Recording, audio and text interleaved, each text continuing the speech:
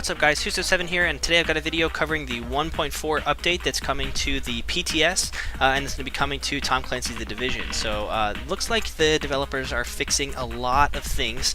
There's some major game overhauls as well as some quality of life improvements, and I want to take you through a couple of them. So this is going to be a series of videos to prevent it from getting really long, so I'll have links hopefully in the description, and you can be able to click on screen at the end if you want to check out more. But this is going to be coming directly from a dev blog.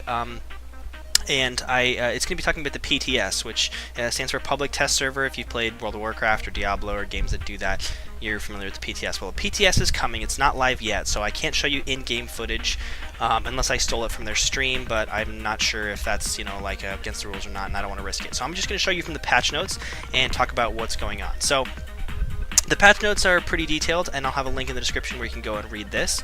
This talks about world tiers, which I made a separate video about, so check out my world tier video if you want to see that. I also have some information from the stream that is not covered in the dev blog, and so I'm actually going to get to some of that first because I want to be able to talk about that. So the first thing, which is like a major change, and one that I'm so happy about, is weapon skins, weapon camos. So the weapon camos now do not take up any inventory or stash space. Yes, that is such a good change. I'm so happy. And not only this, it gets even better. Now they are shared across accounts, which is also great, even better, because like I have a pre-order skin, that I got, and I have another weapon skin that I got for something else, I can't even remember, and I have two of them. I have one on my main character and one on my alt character, and if I make a third character, that character will have the skin as well. So now, no more of that, no more inventory space, hallelujah. Like, one of the best changes so far about this is that we don't have to worry about the weapon skins or the weapon camos taking up space in our inventory. So great change, and that they're shared across accounts. So let's talk about gear. So one of the things that you'll notice is that gear and time to kill has been totally rebalanced. But specifically, how gear is going to work moving forward is that it's going to have difference between the performance mods and the stat mods, the primary mods. So the performance mods only certain items. So it's backpacks, holsters, and knee pads. Only those three items now are going to have performance mod slots. And so and the backpack actually has 2, so that's pretty cool. It has 3 mod slots now. So you basically can put a performance mod, and the performance mods are going to be worthwhile. You can't switch them out within a regular mod. It has to be a performance mod, and so it's gonna kind of bring those some value again. So that's a good thing, and I'll talk about this at the end of the video. But be sure to hold on to your performance mods and any gear that you have, because it'll be re-rolled. So again, that'll be important later. But let's keep going and let's talk more about these. So again, now there's going to be separate between the advanced stat mods and the performance mods. Also, pieces of gear in the higher world tiers are going to contain all 3 stats, and so that's great. Basically, there's going to be one stat that's going to stand out. Like you can see in this screenshot that he's got the stamina that stands out, but he's got some base stat from all of the electronics and firearms, and that's great because that's going to give you this kind of you are generally more powerful. With each new piece of gear you get that's an upgrade, you're going to feel a little bit more powerful in all of the categories. And with this comes a general rebalance of how everything's going to work. So now firearms is going to be the primary thing that's going to give you more damage, whereas before you used to be able to boost your damage pretty significantly from things like crit hit damage, from things like even accuracy, which was kind of like a fake boost, but I've made a video about that a long time ago. But now firearms is going to be the primary way that you're going to boost your DPS. Stamina is going to be the best way to boost your toughness. It's not going to be armor, it's not going to be damage mitigation, it's going to be stamina, and electronics is going to be the best way to boost your skill power. So that is great news.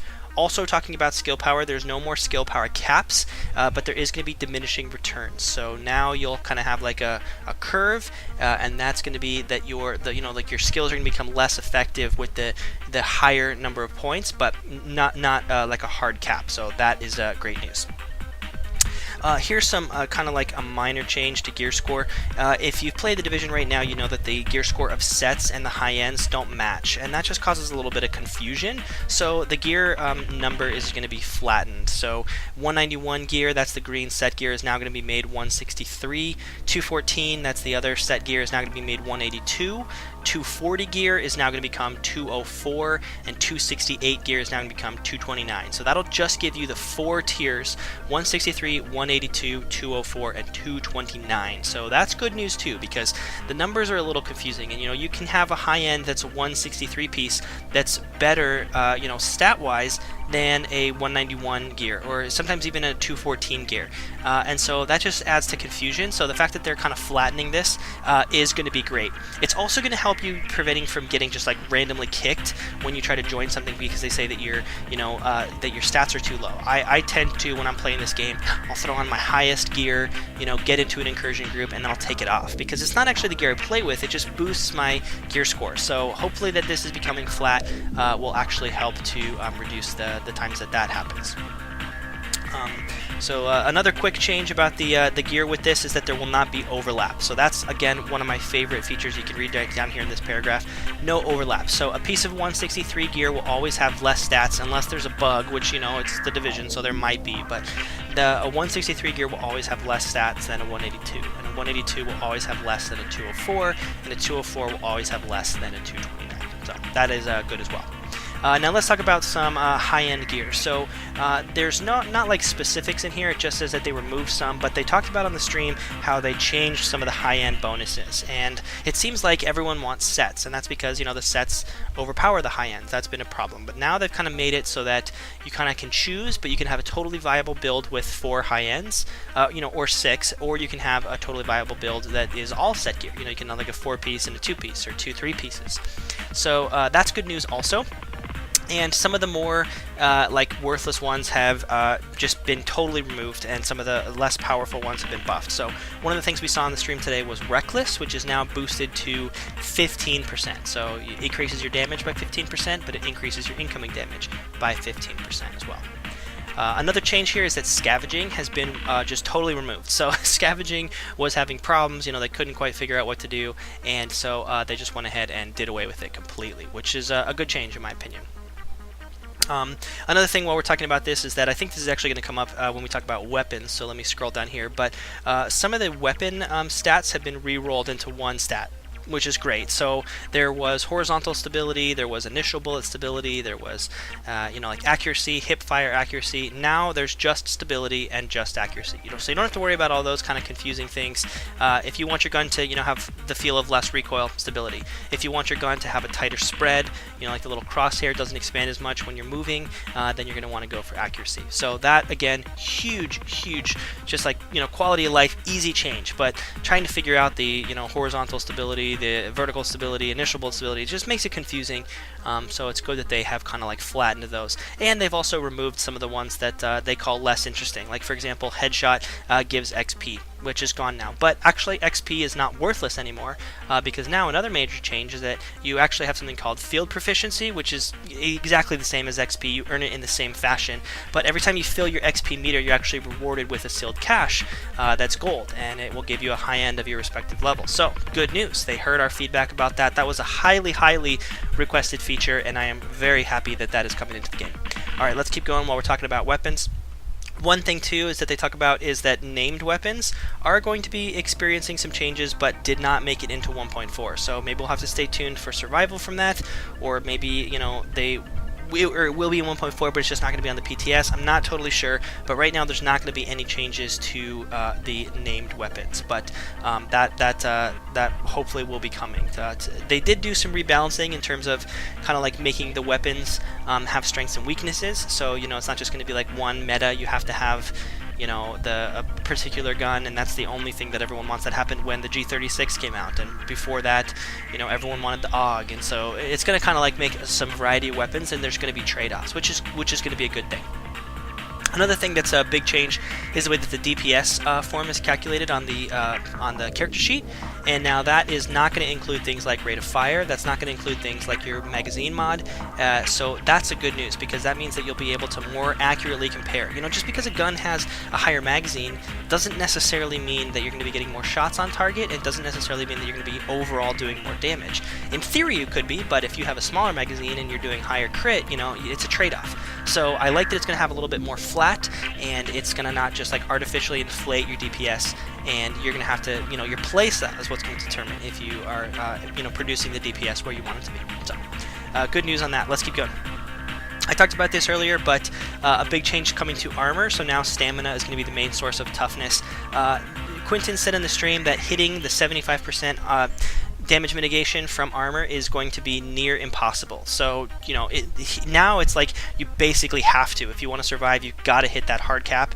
And he said moving forward, it's going to be almost impossible. So, the numbers are going to look very different. If you're sitting at 75% damage mitigation, you might be at 50 or something moving forward. And, don't worry. That's not that it means your gear is bad. It actually means that, the time to kill incoming damage from the enemies is going to be dramatically reduced. So they're going to feel more on par, and that actually is going to be good news. Just watching the stream, it felt like enemies were dying. It felt like good changes, and it felt like they were doing the right amount of damage that it would be expected when you're not in covered, and also felt like the player was doing the right amount of damage to enemies. So good, exciting things. Alright, here is the chart I talked about earlier with the diminishing returns on skill power. I already talked about that, so I'm going to move through this quickly because it's becoming kind of a long video. Some major changes to how skills work. You can see here, this is the chart of what skills were used, and you can see that a lot of these are just like basically worthless endgame skills. And, it's quick to note that this is not the final build of the game. This is not 1.4. This is just going to be a PTS. So there's still going to be room to submit feedback, and there's still going to be room to change before the actual build comes out. But what they want to do is bring all of these skills to have some viability. So things like turrets are going to have more damage. The support stations are going to have more damage. Also, just like general bugs, like things like the, mobile covers getting destroyed. The smart covers getting destroyed. Things like that are going to be fixed as well, which is a great news. So they've already changed some of the major skills, and they've kind of given it, one of the things I talked about was with first aid. They kind of made it so that you can have first aid that gives you, but only you, like a dramatic heal, or you can give like a lesser heal to everyone. And so, again, now there's more choices, there's more trade-off. You have to decide, am I going to be, even if I play in a group, am I going to be focused on healing myself, or am I going to be like a group healer? And it's also great because I feel like they brought back like classes to the game. Like now, you can spec and focus on damage, and that's going to be your role, and that's okay.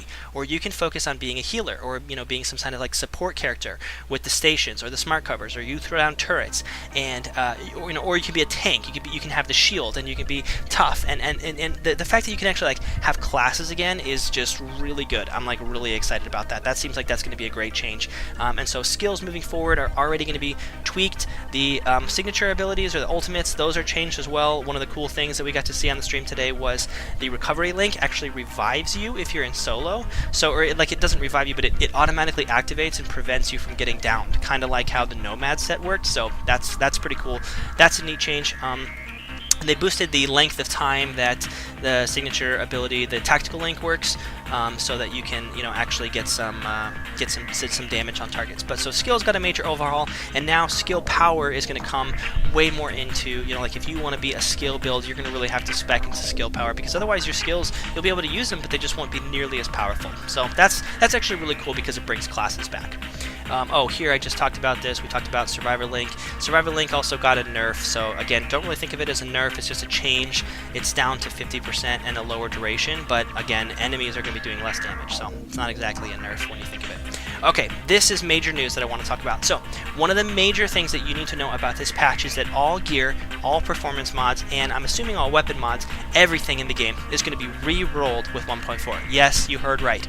Every single thing that you have on your body, in your inventory, everything that you have is going to be re-rolled. Not gone, not deleted, not made obsolete necessarily, but if you've got some god roll, M4, it's going to be re-rolled, and you're going to have to strip that mods and rebuild the weapon, and also, everything that you spent. I don't know how this factors in with recalibrating, like if we'll be refunded for things that we recalibrated. My guess is probably not, but I'll have information for you on that if we get it. But basically what you need to know is hold on to as much. I recommend you completely fill your stash, because everything, you could have a garbage performance mod, and after 1.4 it could re-roll into something that's like really, really good. So hold on to all your gear, fill your stash up, get everything you can full, because what we're going to want to do is see when 1.4 launches, everything is going to be re-rolled, and we're going to want to be able to check out what's going on with that. So there you have it. This is a 15-minute video. It became way longer than I thought it was, but I'm so excited. This is just some great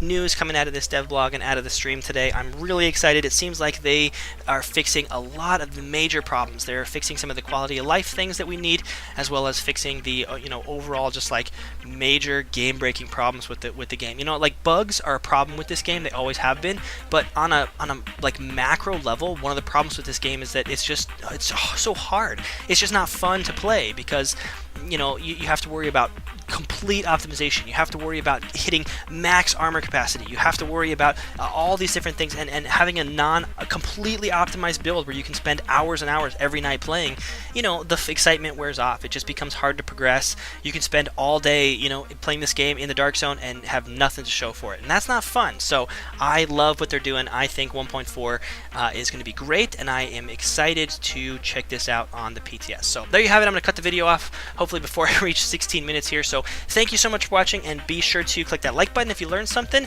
Share this video with your friends so they can get in on the action, and be sure to subscribe to stay up to date on all of my Tom Clancy's The Division content.